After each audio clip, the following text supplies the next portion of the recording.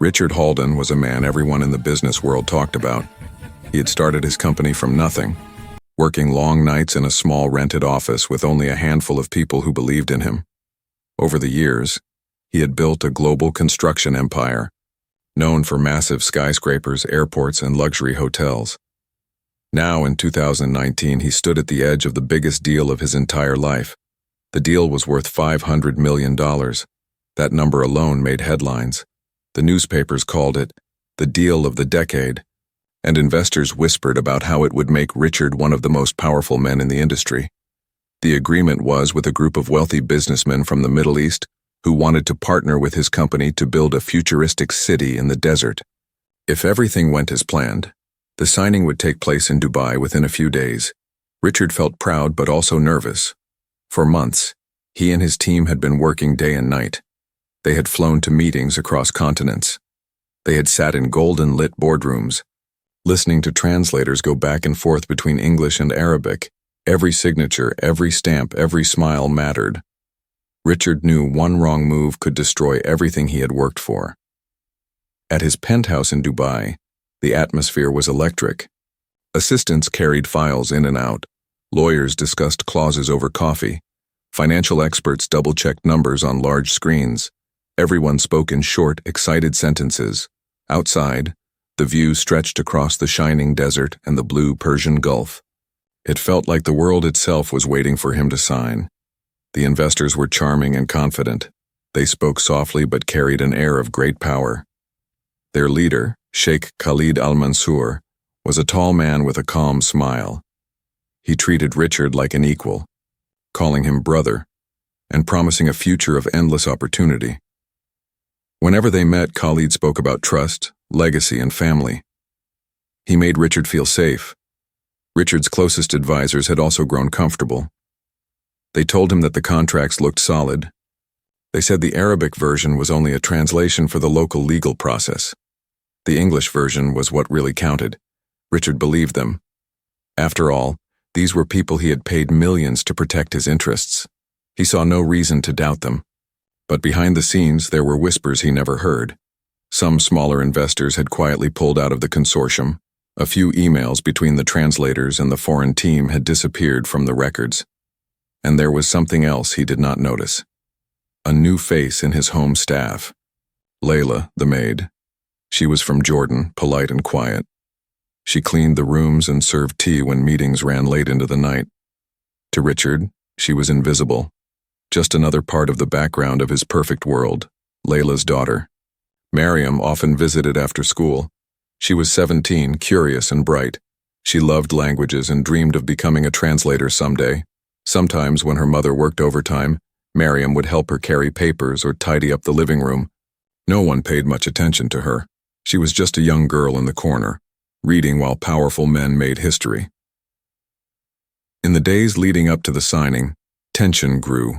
Richard's phone buzzed constantly with calls from London, New York, and Abu Dhabi. Investors wanted updates, reporters wanted quotes. Even his competitors tried to send friendly messages, pretending to congratulate him in advance. Everyone wanted a piece of the glory, but Richard barely slept. He knew one last review was needed, and then he could finally relax. He spent the final evening pacing across the wide marble floor of his penthouse. The city lights reflected off the glass walls. He thought about his late father, a builder who used to mix cement with his bare hands. Richard wished his father could see him now. He whispered to himself, "This is for you, Dad." He believed success had finally come full circle. The next morning, sunlight poured through the tall windows as the team gathered for a final rehearsal. Stacks of papers were arranged neatly on the dining table. Each document bore the company's logo, embossed in gold. The translators reviewed both the English and Arabic versions side by side. Richard listened, half paying attention, his mind already imagining the future. He saw himself standing beside Sheikh Khalid, cameras flashing, news anchors saying his name. He could almost feel the warm handshake that would seal his fate. But far from the excitement, in the kitchen, Mariam quietly read one of the printed Arabic copies left on the counter. She didn't understand everything, but some words caught her eye. They didn't sound right. There was a tone of ownership, not partnership. Still, She said nothing yet. She assumed maybe her translation skills weren't strong enough. She folded the paper and placed it back carefully. Meanwhile, Richard's assistant handed him the official pen engraved with his initials. Everything was ready. Champagne bottles were chilling in silver buckets. The private jet was scheduled to take him and his team to a celebration dinner after the signing. It felt like destiny. $500 million. One signature away. What Richard didn't know was that this morning, hidden inside those beautifully written Arabic words, was a trap so clever that none of his lawyers or translators had noticed.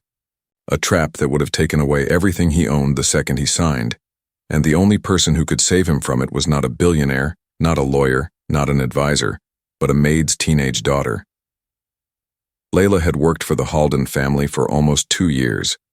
She was quiet, polite, and always on time. No one really noticed her, but she noticed everything. She moved through the grand penthouse like a shadow, cleaning glass tables, folding napkins, and keeping her head down. She had come to Dubai to support her daughter, Mariam, after her husband passed away in Jordan. Life back home had been hard, and working as a maid in a rich household was the only way to keep her daughter in school. The Halden residence was nothing short of a palace. Marble floors gleamed like water. Chandeliers sparkled even during the day, and every window offered a view of the endless desert. It was a world far beyond Layla's imagination, but she carried herself with quiet dignity. She never complained, never eavesdropped, and never made mistakes. In her heart, she felt grateful. This job gave her daughter a chance at a better life. Mariam, on the other hand, was different. At 17, she was smart, curious, and endlessly observant. She had learned English from YouTube videos and Arabic from her mother's prayers. Languages fascinated her. How one word could change meaning depending on tone or context. When she wasn't helping her mother, she loved to read the books Richard's wife had left behind, especially the ones about travel and culture. She dreamed of becoming a professional translator one day, so she could help people understand each other. Richard Halden rarely paid attention to the staff. He was too busy with meetings, video calls, and late-night strategy sessions. The mansion buzzed with energy that week. Assistants rushing around, lawyers arguing, investors calling from different time zones. Layla had seen important people come and go, but never anything like this. The air itself felt charged, like a storm was about to hit. Every evening, Mariam would stop by after school. She'd help her mother tidy up the conference room after the long meetings ended. Sometimes she'd pick up a piece of paper, curious about what these men discussed so seriously. One evening, she saw a draft contract lying open on the table. The text was in both English and Arabic, side by side. She couldn't understand everything, but she noticed something strange. The Arabic side had longer paragraphs than the English one. Her eyes lingered, but her mother gently took the paper away, whispering, "Don't look, Habibti. This is not our world." But Mariam's mind didn't stop turning. She had seen enough in her short life to know that power often hides behind words. She remembered her father once saying, "Sometimes, the biggest lies are written in the smallest letters." That thought stayed with her. Meanwhile, Richard was growing impatient. He wanted the signing done and celebrated. His advisors were confident, assuring him that all translations were checked and approved. He trusted them. After all, he had paid top dollar for the best legal experts. Every night he would look out over the Dubai skyline and think, "This is it. The final chapter before I can finally rest." But behind that confidence, there was exhaustion, and exhaustion can make even the smartest man blind. Layla noticed how tense he had become. She could see it in his face as she poured his evening tea. The dark circles under his eyes, the deep sighs when he thought no one was looking. She had seen many rich men in her life, but Richard was different. He wasn't cruel, just distant. He treated everyone like another piece in his empire's machine. Yet sometimes, when he thanked her quietly for bringing him food, or when he smiled faintly at her daughter, she sensed something human beneath his polished shell. That week, strange visitors started coming to the penthouse. Men in traditional Arabic dress, women in elegant black abayas, Translators with briefcases full of documents, they spoke in half English, half Arabic, switching between languages like chess players planning moves. Miriam loved listening from the hallway, not to spy, but because she wanted to learn. She found the Arabic of these men different, formal and heavy, filled with terms she didn't often hear. Sometimes she'd write them down to look up later. She didn't know that one of those words would soon save everything. One evening, as the sunset painted the sky orange, Miriam sat by the balcony with her school books. Her mother was cleaning the living room and Richard's lawyer had just left. On the coffee table lay a folder marked Final Agreement. Layla was about to move it when Miriam glanced at the Arabic text again. Something about it made her heart beat faster. The phrase tamlik tam, complete ownership. It was odd because she remembered hearing Richard say this deal was about partnership, not ownership. She quietly whispered the word to herself again. Tamlik tam, she said, testing the sound. Her mother looked up. What are you saying, Miriam?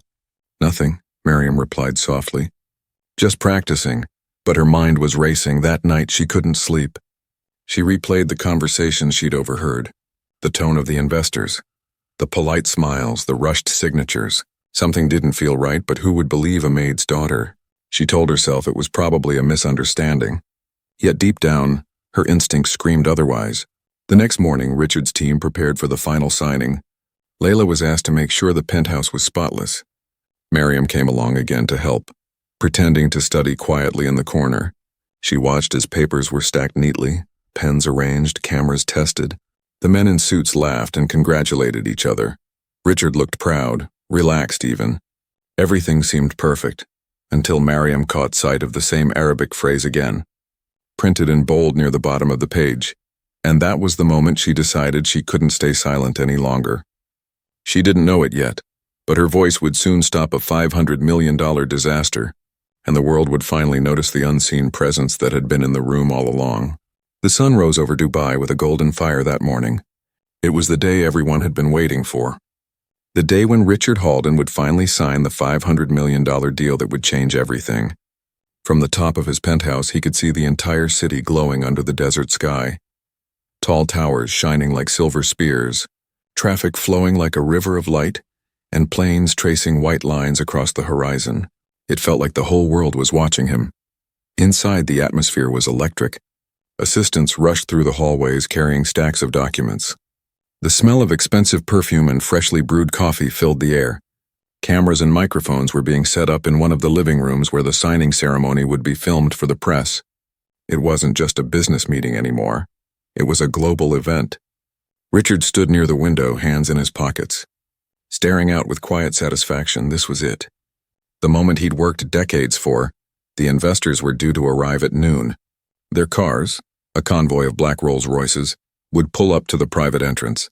Every detail had been planned perfectly. The press would cover the signing from a respectful distance. The champagne would be served the moment the papers were signed, and a dinner at the Burj Al Arab would follow. Richard had already chosen the suit he would wear. A dark navy one, the same color he wore when he had signed his very first contract years ago. It was his lucky charm. His wife, Elena, had called him earlier that morning. She was back in London, watching everything unfold through the news. "I'm proud of you, Richard," she said softly. "This is your legacy," he smiled. Though fatigue shadowed his eyes, he hadn't slept much in days, but the excitement kept him awake, like a current of electricity running through his veins. Meanwhile, in another part of the penthouse, Layla was cleaning the guest lounge. Miriam followed her mother, helping set up the tables and refilling water glasses. She noticed the same tall men from the day before, the Arabic investors, walking around, speaking in hushed tones. Their laughter was smooth, polite, but something in it made her uneasy. They spoke in a dialect she knew, formal, but filled with coded words. She caught a phrase, Tamlik again, ownership. Her hands froze for a moment before she continued working. Pretending not to listen, by 11:30 everything was in motion. Richard's lawyers reviewed the documents one final time. The English version was flawless, no errors, no surprises. The Arabic version, however, was barely glanced at. The translator, a man named Yusuf, had worked with the investors before and everyone trusted him. He smiled confidently as he handed Richard's assistant the final folder. "Everything is perfect," he said, and that was all Richard needed to hear. Layla noticed her daughter staring at the papers again. "Mariam, don't," she whispered, worried. But Mariam couldn't help it. The Arabic script seemed to call out to her. It wasn't just curiosity anymore. It was a feeling deep in her chest. Something inside told her that this was wrong. Dangerously wrong. She remembered her father's words. Never ignore the truth, even if your voice shakes. In the grand conference room, the long table gleamed under the chandelier. Crystal glasses sparkled beside golden pens. Richard's team took their seats, while the investors entered with confident smiles and soft laughter. Sheikh Khalid, the leader of the consortium, walked up to Richard with open arms. "My brother," he said warmly. "Today, we make history," Richard returned the smile, feeling an almost brotherly bond with the man. The photographers started clicking their cameras, freezing each handshake, each grin, each sparkle of success as everyone settled. Mariam stood quietly near the corner with her mother. She was there only to serve tea, but her eyes kept drifting toward the contract lying at the center of the table. She caught a glimpse of the Arabic title. Her heart started to race. It wasn't what she remembered from the English version. She stepped a little closer, her pulse thudding in her ears. The room was filled with the low hum of conversation. The lawyers discussed final details. Journalists whispered to one another, and the investors smiled patiently.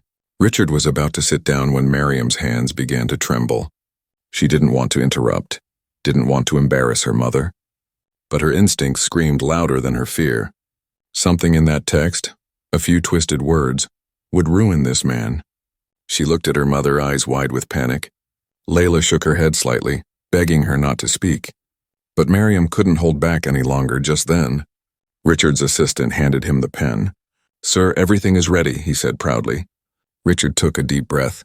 He turned to Sheikh Khalid, who smiled and nodded. The cameras leaned in, capturing the exact moment when the deal of the decade would finally be sealed. Everyone held their breath, everyone except Mariam, whose heart was pounding like a drum. The pen hovered above the paper. Seconds felt like hours. And then, Mariam's voice broke the silence. "Sir," she said softly, almost a whisper. No one heard her. "Sir," she repeated louder this time. Every head turned toward the young girl standing by the corner. Her hands shaking, she took one step forward. "Please." "Don't sign yet," she said, her voice trembling. The room went silent. Even the cameras stopped clicking. Richard looked confused. Layla rushed forward, whispering, "I'm sorry, sir." She didn't mean, but Mariam continued. "There's something wrong in the Arabic version. It's not the same as the English one." For a few seconds, no one moved. The investors exchanged glances. The lawyers frowned, and Richard froze in place. "And what do you mean?" he asked slowly. Mariam pointed to the document, her voice stronger now. "It says you're giving full ownership, not sharing it," she said. "It's written as Tamliktam, total possession." A heavy silence filled the room. The color drained from Sheikh Khalid's face. Richard stared at the paper, his pulse racing. "Get me the translator," he ordered, his voice sharp now. And in that moment, before the clock struck noon, the deal of the decade began to unravel. The room was frozen in shock. For a long second, no one spoke, no one moved. The clicking of the cameras had stopped. The hum of conversation had vanished. And only the sound of Mariam's quick breathing filled the silence. Her mother stood behind her, pale with fear, her hands clutching the edge of her apron. Richard Halden looked from the trembling girl to the thick folder of documents on the table, his heartbeat hammering in his ears. He had been in thousands of meetings, faced hundreds of negotiations, but never had anyone interrupted him like this, and never in all his years of business. Had a maid's daughter dared to stop a $500 million signing? He felt anger rising for a brief second, mixed with embarrassment and disbelief. Then something about the girl's eyes stopped him. They weren't wild or desperate. They were terrified but certain. She wasn't guessing, she knew what she had seen. "Mariam," Layla whispered harshly. "Say sorry, please." But the girl stood firm, her small hands trembling, her voice shaking as she spoke. "I just think you should read the Arabic text again, sir," she said. "Please. It's not the same as the English one." One of the lawyers laughed nervously, trying to diffuse the tension. "Mr. Halden, perhaps the young lady misread something," he said. "She's only a student," another added quickly. "These are professional legal translations." But Richard had already reached for the paper. He turned the page. his finger tracing the elegant Arabic script. He didn't understand the words, but the way Mariam had spoken, calm, honest, afraid yet brave, made him stop and think. He looked toward Yusuf, the translator, who suddenly avoided eye contact. "Read this aloud," Richard ordered, his voice quiet but cold. The translator hesitated, sweat beading on his forehead. Sheikh Khalid leaned forward, his expression still calm but slightly tense. "There is no need for this delay, my friend," he said softly. The translation was approved by both legal teams. But Richard ignored him. He handed the Arabic document to Yusuf. "Read it line by line, and tell me what it says." The translator's lips moved, his voice low at first, then weaker. He skipped a phrase, but Mariam quickly interrupted. "You missed a part," she said, pointing to the line halfway down the page. "Read that." Everyone turned to her again. Yusuf swallowed hard and read the missing line, his accent heavy. It was only a few words, but they changed everything. The clause stated that upon the completion of the agreement, all assets and future holdings of Halden International would become the property of the consortium. It wasn't a partnership, it was a transfer of ownership. A sale, not an alliance. Richard's heart dropped. He looked at the English version in front of him. There, the same section spoke of joint partnership and profit sharing. Nothing about ownership transfer. It was a trap, a linguistic trick hidden in plain sight. He turned to the investors, his voice sharp. "Who authorized this translation?" The men exchanged glances, their smiles gone. "Sheikh Khalid," he said slowly. "What is this?" The sheikh spread his hands gracefully, his calm mask returning. "My brother," he said. "Surely this is just a mistake, a small misinterpretation." But his tone carried a faint edge, a warning. Richard felt a chill crawl down his spine. He could sense it now beneath the polished charm, beneath the gold watches and warm words. Something darker had been moving all along. Mariam stepped back beside her mother. Clutching her arm, Layla whispered, "What have you done, Habibti?" But deep down she knew her daughter had done the right thing. Tears welled in her eyes as she watched the room of powerful men suddenly thrown into chaos by a single girl's voice. Richard's chief lawyer took the Arabic document and began reading quickly, line after line, his face growing paler. He whispered to Richard, "She's right, sir. This isn't a translation error, this is deliberate." The realization hit Richard like a wave. If he had signed, he would have lost everything. His company, his projects, his name, decades of work gone in seconds. He turned back toward Mariam, who stood frozen, unsure if she'd done something heroic or disastrous. "Thank you," he said softly. Those two words hung in the air. Everyone in the room stared. The billionaire thanking a maid's daughter. She blinked, not knowing how to respond. Layla pressed her hand to her heart, whispering a quiet prayer of relief. Meanwhile, the investors began to gather their things, their smiles replaced by cold politeness. Sheikh Khalid spoke again, but the warmth was gone from his voice. "It seems there has been confusion," he said. "Perhaps this is not the right time." And with that, he stood motioning to his associates. Within minutes they were gone, leaving behind half-drunk glasses of champagne and an air of stunned silence. Richard turned to his team, fury and disbelief mixed in his eyes. "Find out who worked on this translation," he ordered. By evening it was discovered that Yusuf, the translator, had been paid a large sum by an offshore account connected to one of the investors. He confessed under pressure. The entire Arabic version had been altered to make the consortium the sole owner. If Mariam hadn't spoken, Halden International would have been gone by sunset. Later that night, when the guests were gone and the lights dimmed, Richard sat alone in the living room. Staring at the city lights outside, his empire still stood, but it had come within inches of being stolen. He looked at Layla and Mariam as they prepared to leave quietly, embarrassed for causing a scene, but he stopped them. "Wait," he said. "I owe you both more than I can ever repay." Layla lowered her eyes. Unsure what to say, Mariam simply smiled shyly, her heart still racing from the events of the day outside. The desert wind blew softly against the tall glass windows. The deal that was meant to define Richard's career had collapsed. But it had revealed something far greater: truth, loyalty, and courage in the most unexpected place. In the quiet of that night, he realized that sometimes salvation comes not from power or wealth, but from honesty spoken in a trembling voice. And as the city lights flickered like distant stars, Richard knew one thing for certain. He would never underestimate the unseen again. The day had turned heavy and silent after the chaos. The once celebratory air inside Richard Halden's penthouse now felt cold and hollow. The guests had left, the cameras were packed away, and the smell of expensive perfume still lingered faintly in the air. Papers were scattered across the table like pieces of a broken dream. The $500 million deal was gone, vanished within minutes. But so too was a hidden disaster that could have destroyed everything Richard had built. He stood by the window, staring at the sunset bleeding over the desert horizon. His reflection in the glass looked older. More tired, he wasn't angry anymore, just shaken. Behind him, his lawyers spoke in low voices, making calls, gathering evidence, trying to trace the forged translation every now and then. One of them would glance at the young girl sitting nervously near the doorway. Miriam sat beside her mother, clutching the edge of her scarf, unsure whether she had done something wonderful or terrible. Layla kept whispering to her, "You shouldn't have spoken, Habibti. These are powerful people." But Miriam only looked down, her voice soft. "Mama, he would have lost everything." Richard turned slightly at that, his expression unreadable. He had seen ambition, greed, and betrayal in boardrooms all his life. But this, what she had done, was something different. It came from courage, not calculation. Hours earlier, it had all happened so fast. One moment, he had been smiling for the cameras, ready to sign. The next, a teenage girl had spoken up and stopped the room cold.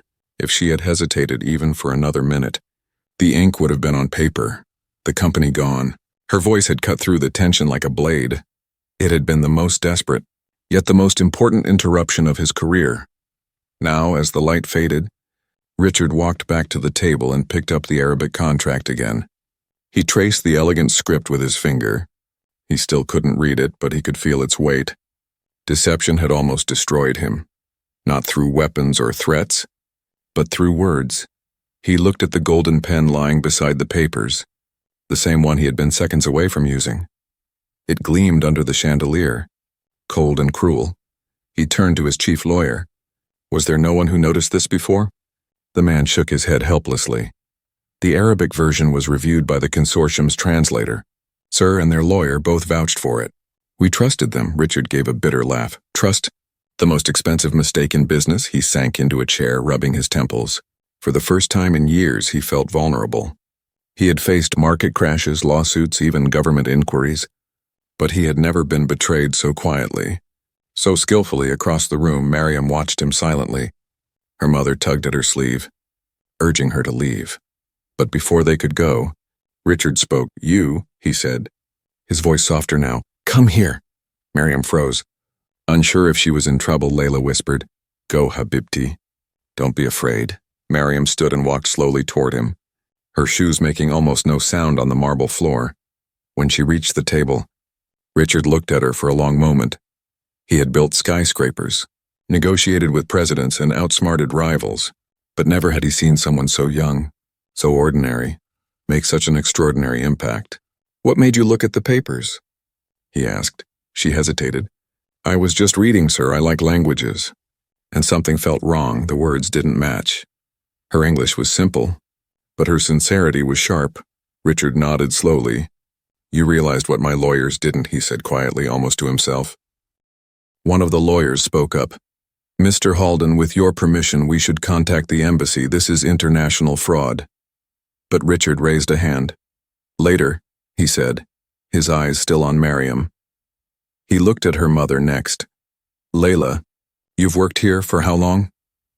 2 years, sir," she said, her voice trembling. "Please forgive her if she caused any trouble." Richard shook his head. "Trouble? She saved my company."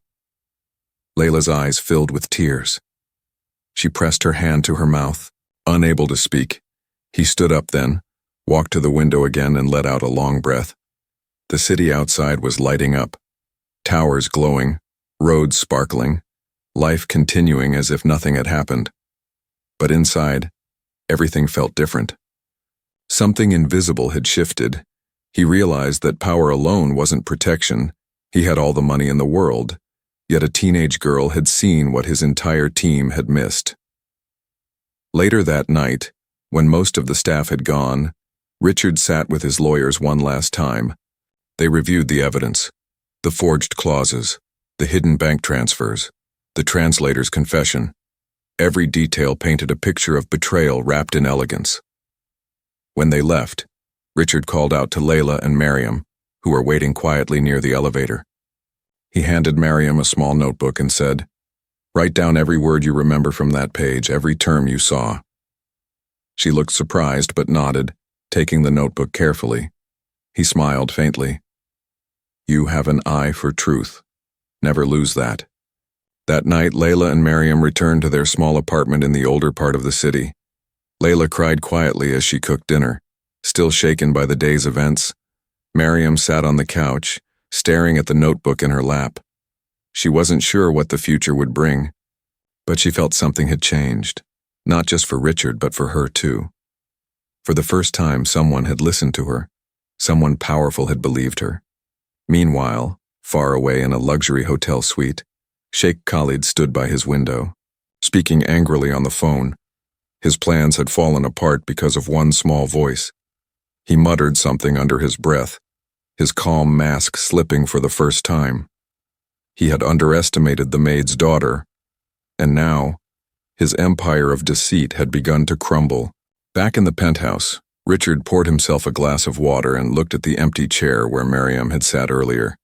He smiled faintly. The world would call her interruption a coincidence, but he knew better. It was destiny, a desperate interruption that had saved him at the final second. And deep inside, he promised himself that he would never ignore the quiet voices again. The investigation began that very night. What had started as a glittering celebration now turned into a quiet storm inside the Halden penthouse. The city outside glittered as usual, but inside, truth was unraveling thread by thread. Richard sat in the center of the long table, his lawyers surrounding him, the air heavy with tension. The Arabic documents lay open before him like a crime scene. He had built an empire with steel and glass, but tonight, he realized it could have all crumbled because of a few hidden words.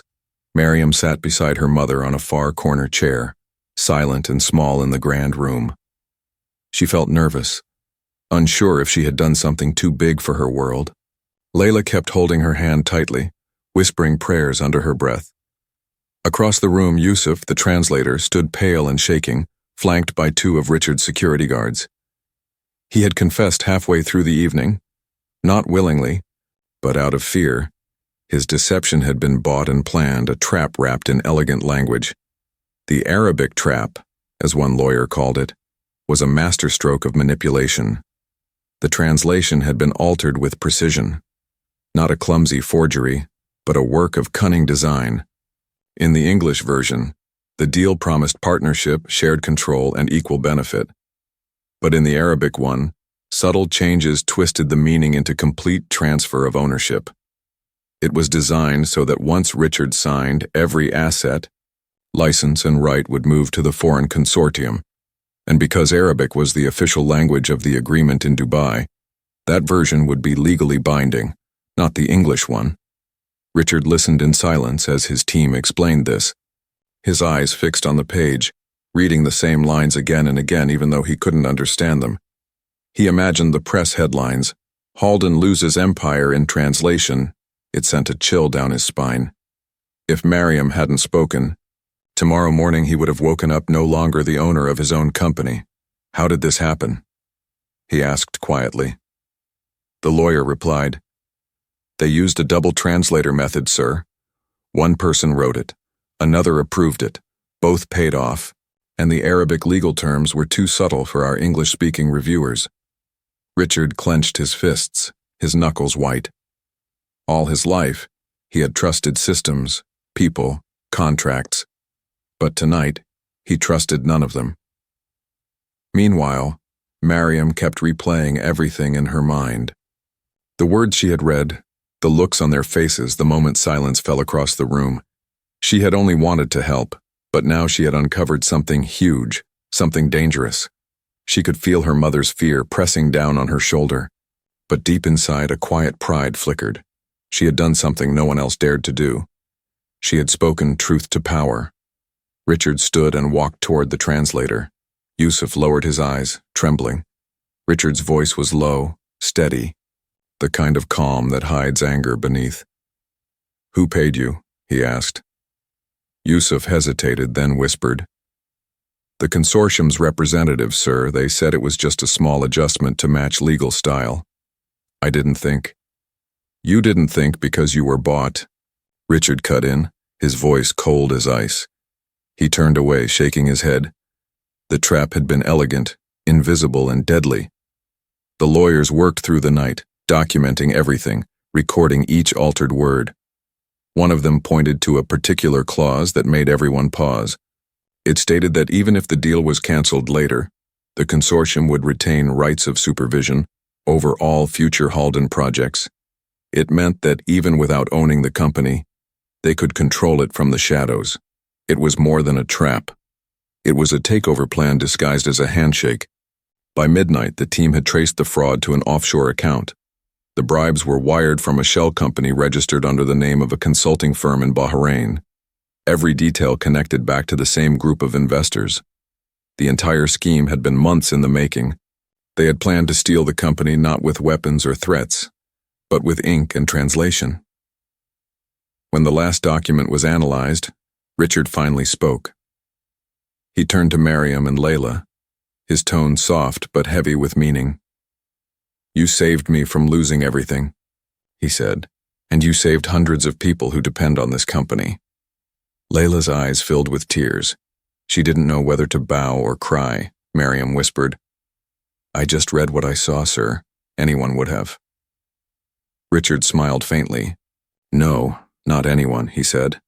"Only someone brave." He ordered his assistant to arrange safe accommodation for them until the investigation was over. He feared that the people behind the trap might try to silence them, but Layla refused politely. "We don't need luxury, sir, we only need safety." Her humility struck him harder than any business lesson ever had. As dawn began to glow over the desert, the first rays of sunlight touched the glass towers of the city. Richard stood on his balcony. Breathing in the cool air, the storm had passed, but he knew the war wasn't over. The men who tried to trap him would not stop easily. But now he had something they didn't: awareness, and a reminder that truth sometimes speaks with a quiet voice. Inside, Mariam watched the sunrise too, her eyes filled with wonder and disbelief. She never imagined her knowledge of words could save an empire. Her mother placed a gentle hand on her shoulder, whispering, "You were meant to be there today." And Mariam smiled, a small, humble smile that held the strength of a hero who didn't yet realize she was one. The $500 million deal had almost become a death sentence for one man's legacy. But the Arabic trap had been uncovered, and it was not by an expert, not by a lawyer, but by a girl who simply refused to ignore what she understood. In that moment, truth won, quietly, completely, and beautifully. The morning after the chaos, the city of Dubai glittered as if nothing had happened. Cars rushed along polished highways, businessmen filled coffee shops, and the skyline looked calm, untouched. But inside Richard Halden's penthouse, the air was different, quiet, heavy, almost sacred. The night had changed everything. The deal that was supposed to make him the most powerful man in his industry had almost destroyed him instead. Richard hadn't slept. He had spent the entire night replaying the moment when Mariam's trembling voice stopped him from signing. Every second echoed in his mind.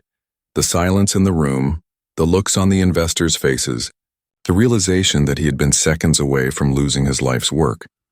He walked across the marble floor barefoot, staring at the pile of documents spread across the table. The papers looked harmless now, but they carried betrayal in their ink. His lawyers arrived early, dressed in tired suits and holding laptops full of evidence. They had spent hours tracing the transactions and hidden communications behind the fraudulent translation. Their faces told the story before they even spoke. "It's confirmed," one of them said quietly. The entire thing was orchestrated by a shell company in Bahrain, connected to an offshore fund based in Cyprus. Richard nodded slowly, saying nothing. The truth no longer shocked him. Only the scale of it did. The translator, Yusuf, had already been taken into custody. He had confessed to everything.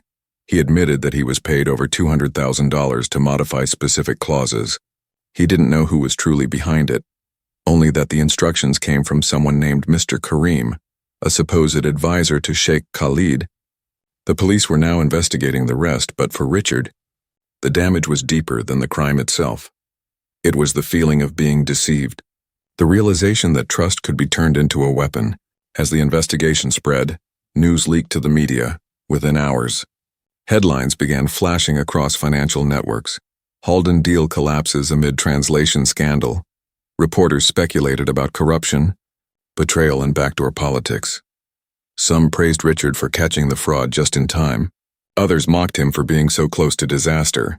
But he didn't care about the news anymore. He cared about the truth, and the people who had helped him find it. Downstairs in the staff quarters, Layla and Mariam sat together. Layla was still shaken, unable to believe how her daughter had changed the fate of a billionaire. Mariam, however, was quiet, her eyes thoughtful. She didn't feel like a hero. She only felt relieved. She had simply read what others ignored. Her gift for language, once seen as a simple school skill, had become the key to saving an empire. Richard called for them that afternoon. They entered the grand lounge nervously. Unsure what to expect, Mariam held her mother's hand tightly. Richard was standing by the window again, this time with a softer expression. When he turned, he smiled faintly. "I owe you both more than I can ever repay," he said. Layla lowered her gaze. "Sir, we only did what was right." Richard shook his head. "No, you did what was brave." He motioned for them to sit. "Mariam," he said gently, "what do you want to do in the future?" She hesitated, glancing at her mother. "I want to study languages." "Sir," she said quietly. "Arabic, English, maybe French someday." Richard nodded.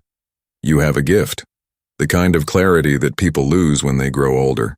He paused, then said, "If you allow me, I want to sponsor your education." "Fully?" Miriam's eyes widened. "My education?" she whispered. "Yes," Richard said, smiling. "You saved $1 billion company. The least I can do is help you build your dream." Layla began to cry softly, covering her face with her hands. She had never imagined her daughter's kindness would bring such a blessing. Richard continued, "And I will make sure everyone in this city knows what you did. Not as gossip, but as an example." Mariam looked at him, unsure how to respond.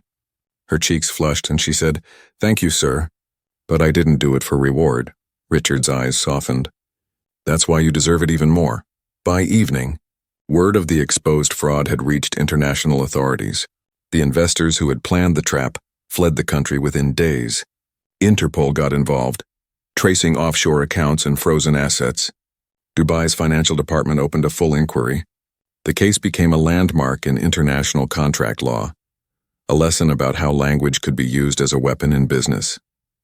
But for Richard, the victory wasn't legal, it was moral.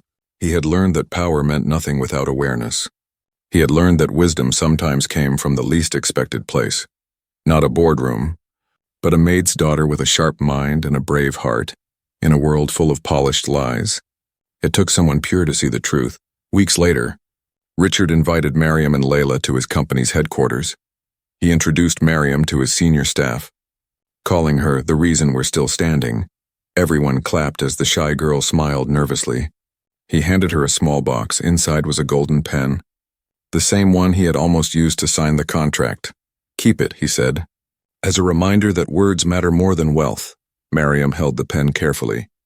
Her eyes shining, she understood the weight of that gift, not just its value, but its meaning outside as they left the office. Layla looked at her daughter and whispered, "See, Habibti, sometimes God places you in a room not because you belong there, but because the room needs you." Mariam smiled, the wind brushing through her hair. She didn't know what her future would hold, but she knew one thing for sure. She would never stop learning, never stop speaking truth because words had power, and she had seen that power change lives. As for Richard, he never forgot that day. He rebuilt his company stronger, wiser, and with deeper respect for the invisible people who keep the world running. He often said in interviews, "A billionaire almost lost everything, but a maid's daughter gave him back his soul." And somewhere in that truth lay the quiet beauty of redemption. Weeks passed and life slowly began to return to normal. But for those who had lived through the storm, Richard, Layla, and Mariam, nothing would ever truly be the same again. The glittering towers of Dubai still stood tall, The news cycle had moved on, and the world had already found its next story. Yet beneath that calm surface, something deeper had taken root. A story of quiet courage, hidden truth, and unexpected heroes. Richard Halden was no longer the same man. He still wore his tailored suits and gave confident interviews, but there was a new kind of calm in his eyes. He had seen how fragile power could be, how easily trust could turn into danger. He no longer surrounded himself with yes-men and polished smiles. Instead, he began to rebuild his circle with people of honesty, the kind who spoke less and meant more. Every time he walked into a meeting, he carried a quiet reminder that almost no one knew about, the memory of a teenage girl who had stopped him from signing away his empire. His company, Halden International, recovered quickly. Once the news spread about the exposed fraud, investors admired his integrity. The scandal that could have ended his career turned into proof of his vigilance and strength. But Richard didn't take the credit. He knew exactly who deserved it. He made sure Miriam's name was written into the company's private records, not as an employee, but as the girl who saved them all. Meanwhile, Miriam's life changed in ways she could hardly believe. One morning, her mother came home from work holding an envelope with the Halden Company seal. Inside was a scholarship letter, a full grant for Miriam to study languages and international law at one of Dubai's top universities. When she read it, her hands shook, tears filled her eyes, and her mother hugged her tightly. For years, Layla had dreamed of seeing her daughter rise beyond the limits of their life. Now that dream had come true, not because of luck, but because of courage. Miriam entered the university that fall. She was shy at first, always sitting near the back of the classroom, but her professors soon noticed her, the girl with the soft voice and the sharp mind. She loved every lesson about culture, communication, and law. And every time a translation exercise appeared on the board, she remembered that day, the day words almost destroyed a man, and how she stopped them. She studied harder than anyone, not for grades, but for understanding, because she had seen firsthand what one wrong word could do. Back in the Halden offices, Richard started a new program. He called it Project Truthlines, a global initiative to ensure fair translation and legal clarity in international business. It partnered with universities and language institutes around the world, offering training for translators and legal interpreters. He quietly named the first scholarship after Mariam. When asked why, he simply said, "Because truth deserves a name." He never told the media the full story, not because he wanted to hide it, but because some heroes didn't need the spotlight to shine. One afternoon, 2 years later, Mariam visited the Halden headquarters with her mother. The receptionists greeted them warmly. They were no longer invisible to the building they once cleaned. As they entered the top floor, Richard stood waiting by the window. Smiling, Mariam was taller now, more confident.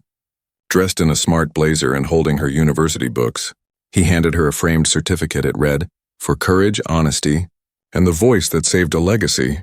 She looked up, speechless. Richard said softly, "You reminded me that truth isn't spoken by the loudest voice, but by the bravest heart." Layla watched with tears in her eyes. She had once believed she was just a maid in a city of giants, but now she realized that even the smallest hands could hold the biggest miracles. She told her daughter quietly, "I used to think heroes wore suits and sat in glass offices, but now I know they can wear school uniforms too." Miriam smiled shyly as always and said, "Maybe heroes are just people who don't stay silent when they should speak." Outside, the desert wind carried the scent of jasmine and salt from the sea. The world had already forgotten the Arabic trap, the scandal, the chaos, but for those three souls, it had left behind something pure: respect, faith, and a new beginning. Richard continued to lead his empire, but with humility. He often visited schools and spoke to students about the importance of awareness, telling them, the world runs on words, learn them, understand them, protect them. Years later, Miriam graduated with honors. Her speech at the ceremony was simple, honest, and unforgettable. She said, "I once read a word that changed a man's life. I learned that truth doesn't belong to the powerful. It belongs to anyone brave enough to speak it." The hall erupted in applause, and in the crowd, Richard and Layla clapped with tears in their eyes. In that moment, everything had come full circle. Time moved on, but the story remained, whispered quietly among business circles, told softly between mothers and daughters. The billionaire and the maid's daughter. The $500 million deal that was never signed. and the Arabic trap that was never sprung. But above all, it was the story of a girl who saw the truth when no one else could. A girl who changed fate with nothing but honesty and courage. As the years passed, Richard grew older, but he kept that golden pen on his desk, untouched whenever visitors asked about it. He would smile and say, "That pen almost ruined me." But it also introduced me to the two greatest teachers of my life, a mother's grace and a daughter's truth. And every time Miriam visited him, she would see it there and smile too, because she knew that sometimes the greatest heroes are not the ones history remembers, but the ones who quietly save the world and walk away.